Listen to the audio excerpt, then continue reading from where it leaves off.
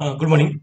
आज का टॉपिक है मुद्रास्फीति एवं अस्फीति, इन्फ्लेशन एंड डिफ्लेशन। ये बीकॉम सेकेंडरी के अंदर है और इसका सवाल कई बार एग्जाम में लिखा गया है। आपको इसको ढंग से पढ़ना है, इसका सवाल एग्जाम में आएगा ये 7 नंबर का भी सवाल भी आता है और बड़ा सवाल भी आता है, लेकिन ज्यादातर ये सवाल छोटा सवाल आता है। मुद्रास्फीति का सवाल, मुद्रास्फीति एवं अस्फीति, डिफ्लेशन और इन्फ्लेशन। इन्फ्लेशन या डिफ्लेशन की अपन बात करते हैं कि मुद्रास्फीति क्या है और अपस्फीति क्या है, किसे कहते हैं, मुद्रास्फीति के क्या लाभ है, मुद्रास्फीति के परिणाम क्या है, मुद्रास्फीति के क्या कारण है, मुद्रास्फीति के कौन कौन से इसके प्रकार है, मुद्रा संकुचन क्या है, आदि का अपन इसमें बात करेंगे। अर्थव्यवस्था में मांग और पूर्ति की 3 स्थितियों में से कोई एक सदा बनी रहती है। किन्हीं दशाओं या स्थितियों के आधार पर अर्थव्यवस्था में मुद्रास्फीति और अपस्फीति स्थिति उत्पन्न होती है। ये 3 प्रकार की होती है, ठीक है ना। इसके अंदर अपन बात करते हैं 3 स्थितियों का अपन अध्ययन करेंगे। मांग बराबर पूर्ति, ठीक है, मांग बराबर पूर्ति, ये एक आदर्श दशा होती है, आदर्श स्थिति होती है, जिसे किसी भी अर्थव्यवस्था में प्राप्त करना संभव नहीं होता कि जितनी मांग है उतनी उतनी पूर्ति होगी, या जितनी पूर्ति है उतनी ही मांग होगी। ये बहुत कम देखा जाता है, लगभग अपन ये कह सकते हैं कि ये संभव होना नहीं होता। कहीं मांग ज्यादा होती है और पूर्ति कम होती है, मुद्रास्फीति में पाई जाती है, और कहीं पर पूर्ति अधिक होती है और मांग कम होती है, उसको बोलते हैं डिप्लेशन बोलते हैं, ठीक है ना। तो अपन ये कह सकते हैं कि मुद्रास्फीति क्या है, ठीक है। इसके अंदर सबसे इंपॉर्टेंट पॉइंट है कि मुद्रास्फीति से क्या आशय है, ये परिभाषा अपन को उसको खोजने का प्रयास करेंगे। तो जिस समय अर्थव्यवस्था में वस्तु या सेवा की तुलना में मुद्रा की मात्रा अधिक होती है, उस समय मुद्रा स्फीति की स्थिति उत्पन्न होती है। अर्थव्यवस्था में मुद्रा की मात्रा अधिक होने के कारण मांग बढ़ती है। जब मांग बढ़ेगी तो पूर्ति घट जाएगी। तो वस्तु या सेवा की मात्रा कम होने से उसकी कीमतें बढ़ जाती हैं, जिससे अर्थव्यवस्था में मुद्रा की मात्रा तो ज्यादा होती है परंतु उसका मूल्य कम हो जाता है, ठीक है ना। दोनों बातें यहां पर आपको मैं समझा देता हूं कि मुद्रास्फीति का एक ये रूप है कि वस्तु की कीमत बढ़ेगी, वस्तु की कीमत बढ़ेगी लेकिन उसका मूल्य घट जाएगा। किसका? मुद्रा का मूल्य। अर्थव्यवस्था में मुद्रा की मात्रा तो ज्यादा होगी किंतु उसका मूल्य घट जाता है। मतलब अपन ये कह सकते हैं कि किसी वस्तु का मूल्य, जैसे दूध है, दूध का 1 लीटर का पहले इसका मूल्य था 20 रुपए लीटर, आज है 40 रुपए लीटर, 50 रुपए लीटर। तो दूध तो वही है 1 लीटर। अब अपन ये कह सकते हैं कि जब मैं 20 रुपए दे रहा था उसकी जगह अब मैं दे रहा हूँ 50 रुपए लीटर दे रहा हूँ। लीटर वही है, 1 लीटर दूध जैसा पहले दूध आता था वैसा आज ही आ रहा है, लेकिन अब मैं उसको 20 रुपए की जगह 50 रुपए दे रहा हूँ। ये मुद्रास्फीति कहलाएगी, क्योंकि वस्तु का मूल्य बढ़ गया। 20 रुपए में 1 लीटर आता था, अब 50 रुपए में आ रहा है, मतलब क्या हुआ? मुद्रास्फीति बढ़ गई। उदाहरण के लिए और एक उदाहरण देते हैं कि यदि सामान्य सामान्य स्थिति में कोई वस्तु 100 रुपए में बाजार में उपलब्ध थी, तो मुद्रास्फीति होने पर वह वस्तु 200 रुपए की हो जाएगी, क्योंकि मुद्रा की कीमत कम हो चुकी है। मुद्रा की कीमत क्या हो जाएगी? कम हो जाएगी। वस्तु का मूल्य बढ़ गया, वस्तु का मूल्य बढ़ गया, लेकिन मुद्रा का मूल्य घट गया। मुद्रास्फीति को आसान शब्दों में महंगाई के रूप में भी जाना जाता है, ठीक है ना। जैसे अपन बात करते हैं कि एक प्लॉट या एक मकान की कीमत, ठीक है, 1950 या 1990 या 2000 के आसपास, ठीक है, जिसकी रेट थी 2 लाख रुपए, ठीक है, आज उसकी कीमत है 20 लाख रुपए, 50 लाख रुपए। तो मतलब प्लॉट वही है, प्लॉट वही है। अब लोगों के पास में ज्यादा पैसा आ गया तो मांग ज्यादा होगी, मांग ज्यादा होगी तो उनके पास में मुद्रा ज्यादा है, तो वो क्या करेंगे? ज्यादा पेमेंट करने के लिए आतुर होंगे और वस्तु को क्रय करने के लिए आतुर होंगे। परिभाषा अपन ये दे सकते हैं, जब किसी अर्थव्यवस्था में वस्तु या सेवा की तुलना में मुद्रा की आपूर्ति अधिक हो जाती है तो यह स्थिति मुद्रास्फीति कहलाती है। ठीक है ना। अब अपन बात करते हैं कि मुद्रास्फीति का मापन क्या है। मुद्रास्फीति का मापन क्या है, ये सबसे इंपॉर्टेंट है। पहला पॉइंट है इसके अंदर थोक मूल्य सूचकांक WPI, wholesale price index. Wholesale price index थोक बाजार या बड़ी मंडी में मांग और पूर्ति के परिवर्तनों को एक निश्चित समय अवधि, सामान्यतः 15 दिवस तक देखा जाता है। इन्हीं आंकड़ों से थोक मूल्य सूचकांक निर्धारित किया जाता है, जिससे मुद्रास्फीति की गणना की जाती है।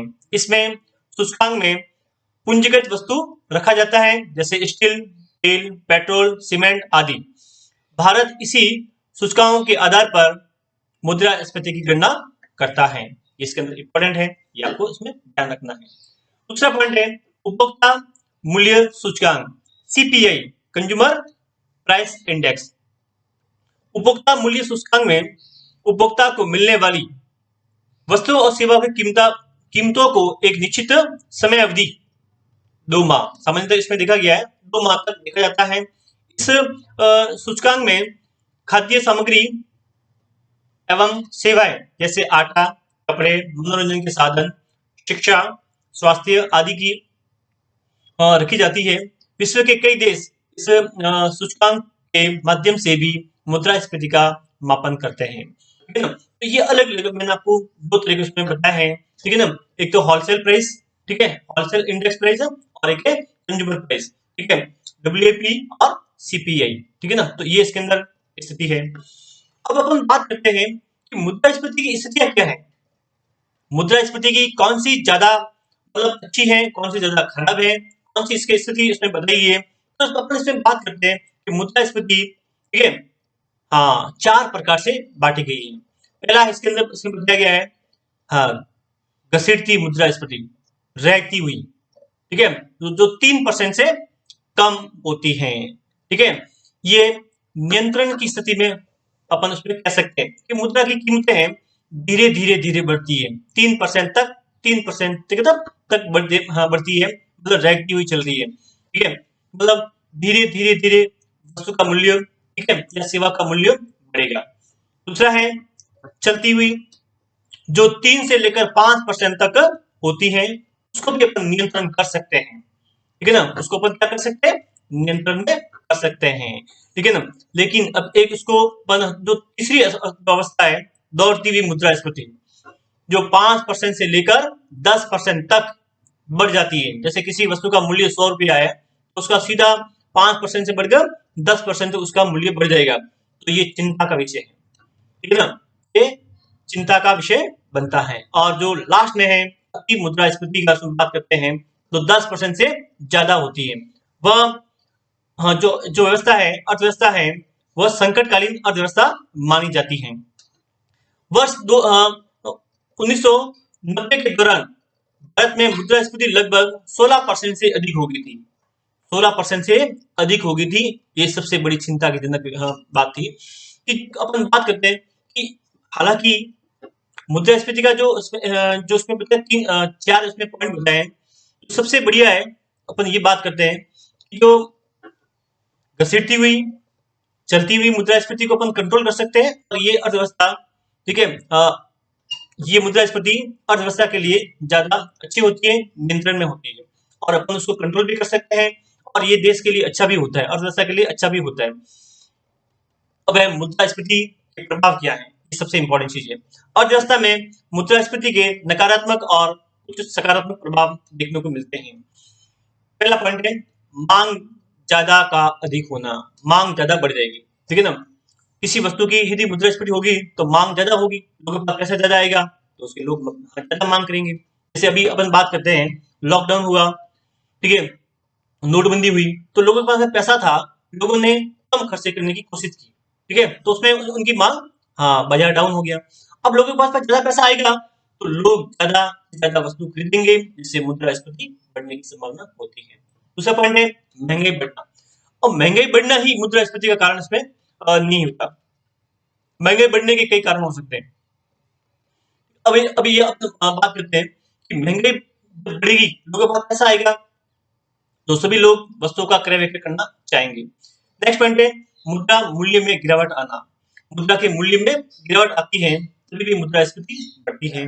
ऋण देने वाले को नुकसान, बैंकों को नुकसान, क्योंकि मुद्रा का मूल्य कम हो चुका था। जैसे किसी व्यक्ति ने 1990 के अंदर 2 लाख रुपए दिए थे। किसी व्यक्ति ने भूरा राम ने मिस्टर एक्स को ये 2000 रुपए दिए थे।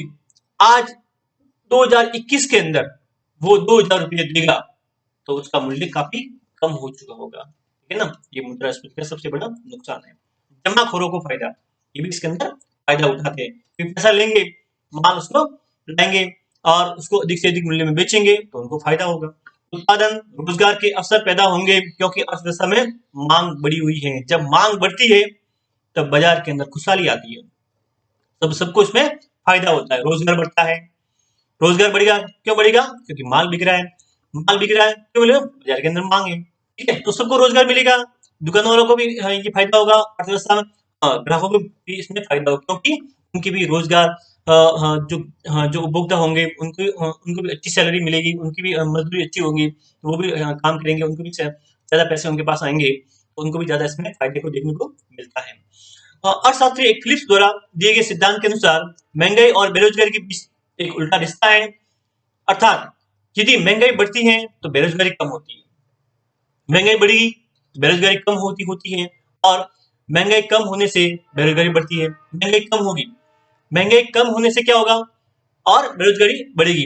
तो इसके अपन हम बात करते हैं, जब महंगाई बढ़ेगी तो एक निर्माता होगा वो अधिक से अधिक वस्तुओं का विक्रय करना चाहेगा, अधिक से अधिक विक्रय करना चाहेगा। इससे क्या होगा? वह अधिक से अधिक उत्पादन करना चाहेगा। बाजार में मांग है तो उसकी पूर्ति भी करना चाहेगा। तो पूर्ति कब होगी? जब वह अधिक से अधिक लोगों को रोजगार देकर आपूर्ति के लिए प्रयास करेगा तो बेरोजगारी कम हो जाएगी, ठीक है। इसी कारण इस सिद्धांत को उन्होंने एक वक्र के दौरान बताया है जिसे अपन फिलिप्स वक्र के नाम से जाना जाता है, ठीक है ना। अब ये फिलिप्स वक्र है, मैं आपको बताऊंगा, ठीक है ना। इसका भी कई बार इसमें एग्जाम में सवाल इसमें आता है, ठीक है ना। अब है नेक्स्ट पॉइंट है मुद्रा संकुचन या मुद्रा अपस्फीति, डिप्लेशन। जब अर्थव्यवस्था में मुद्रा की मात्रा में कमी और वस्तु या सेवा की मात्रा में बढ़ोतरी, तो इस स्थिति को मुद्रा अपस्फीति कहा जाता है। मुद्रा की मात्रा कम होने से मांग में कमी आती है परंतु वस्तु या सेवा की मात्रा अधिक होने के कारण कीमतें गिरने लगती है। वस्तु और सेवा की अधिक मात्रा अधिक होने से उनका मूल्य कम हो जाता है, साथ ही मुद्रा की मात्रा कम होने से उनका मूल्य अधिक हो जाता है। अर्थव्यवस्था में पहले से वस्तु और सेवा की अधिकता होने से उत्पादन में कमी आती है जिससे रोजगार कम होते हैं, जिससे उपभोक्ता की आय समाप्त हो जाती है और क्रय शक्ति घट जाती है। ये चीजें सस्ती होने पर भी नहीं बिकती जिसे आर्थिक मंदी कहते हैं। क्योंकि सबसे इंपॉर्टेंट है कि एक जो कंपनी वाला है, जैसे टीवी वाला है, बहुत सारे टीवी उत्पादन करेगा। अब उसकी जो हर साल वो 1 लाख टीवी बनाता था उसने 5 लाख या 10 लाख टीवी बना दी तो क्या होगा? उसके बाद में उसकी मांग घट जाएगी। जब मांग घट जाएगी तो क्या होगा? मांग घट जाएगी तो उत्पादन नहीं होगा, उत्पादन नहीं होगा तो लोगों को रोजगार नहीं होगा। अब लोगों को रोजगार नहीं मिलेगा तो वो व्यक्ति जो व्यक्ति लगा हुआ था वो बेरोजगार हो जाएगा। अब बेरोजगार हो गया, पास में पैसा नहीं होगा तो उसकी आय नहीं होगी तो उसकी क्रय शक्ति घट जाएगी, क्रय शक्ति घट जाएगी तो फिर क्या होगा? बाजार में वस्तु नहीं बिकेगी। जब बाजार में वस्तु नहीं बिकेगी तब आर्थिक मंदी की स्थिति उत्पन्न होती है।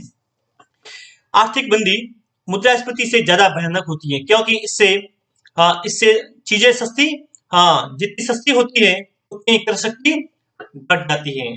अब जैसे माना कि टीवी का मूल्य पहले 50,000 रुपए था, आज उसका मूल्य 10% वो घटा दिया, 20% घटा दिया और वह वस्तु आ गई, माना कि 40,000 रुपए आ गई, 30,000 रुपए आ गई, 20,000 रुपए आ गई, लेकिन लोगों के पास में पैसा नहीं होगा तो वह व्यक्ति वस्तु को खरीद नहीं पाएगा। जब व्यक्ति उपभोक्ता वस्तु को खरीद नहीं पाएगा तो बाजार के अंदर मंदी का दौर उत्पन्न होता है, इसी की मंदी को कहते हैं।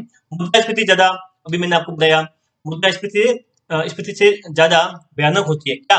आर्थिक मंदी, क्योंकि इनमें सीधे सस्ती होती है।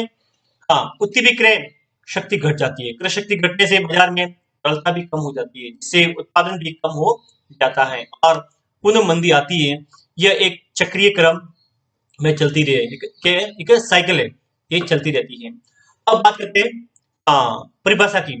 जब अर्थव्यवस्था में वस्तु या सेवा की तुलना में मुद्रा की मात्रा कम हो जाती है और बाजार के अंदर मांग घट जाती है, ठीक है ना। अब स्फीति के प्रभाव क्या है? पहला प्रभाव होता है मांग में कमी, ठीक है। मांग में कमी होगी तो दूसरा पॉइंट है उत्पादन के अंदर भी कमी होगी। तो तीसरा पॉइंट है जब उत्पादन में कमी होगी तो लोगों को निर्माता नौकरी से निकाल देगा, ठीक है, या छटनी करेगा। कारखाने बंद हो जाएंगे तो रोजगार में कमी आएगी। जब रोजगार में कमी आएगी, चौथा पॉइंट, तो मुद्रा की मात्रा में कमी होने से, ठीक है ना, इसके अंदर लाभ नहीं हो पाएगा। ऋण देने वाले को फायदा, क्योंकि ऋण देने वाले को फायदा इसलिए होगा क्योंकि उसका मूल्य तो बढ़ा नहीं, तो जितना उसका मूल्य इसमें आ रहा है ब्याज भी आएगा और वो भी इसमें मूल्य तो उसको आसानी से प्राप्त हो जाएगा, तो इसको उसके अंदर फायदा होगा। हाँ, ये जो पॉइंट है जो मैंने आपको बताया है मुद्रास्फीति के बारे में, स्फीति के बारे में, ये इसको आपको सवाल को इसमें देखना है, आपको याद भी करना है, ठीक है ना। और इस समय में कोई आपके कोई क्वेश्चन है आपने जरूर पूछना, मैं आपको बताऊंगा, ठीक है ना। तो एक ये सवाल था, इसको लाइक करना, शेयर करना और कमेंट करना। Thank you.